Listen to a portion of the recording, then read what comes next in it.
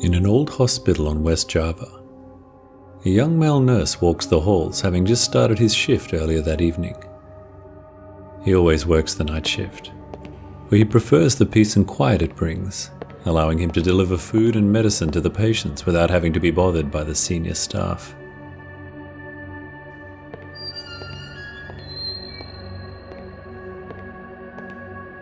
On this particular night, the first patient on his rounds was an old lady who had been diagnosed with cancer. When he entered the room, he saw a young lady sitting with her, talking and laughing. "Evening, ma'am. Please be sure to take all of this medicine," he said. Then the young lady looked up with a smile to thank the young male nurse.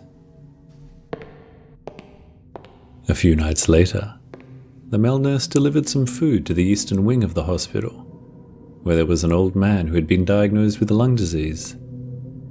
He was surprised to see the young lady again sitting with the old man, talking and laughing.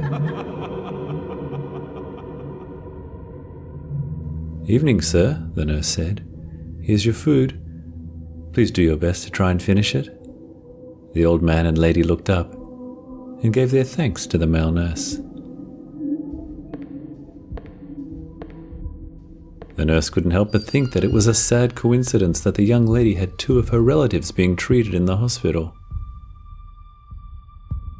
The next day, when he was taking medicine to a young girl with leukemia, he once again found the lady sitting, talking, and laughing with the patient.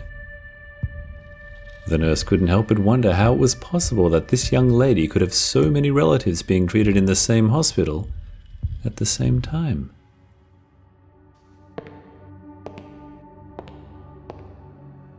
Later on that shift, when he found time to take a break, he saw the young woman sitting down in one of the hallways. He took a seat and started up a conversation. "Evening, miss. I couldn't help but wonder, are all those patients I've seen you visiting your relatives?" She replied, "Yes, they are." He said, "Oh, I'm so sorry that they're unwell." "Yes, but that's why I came to comfort them," she said.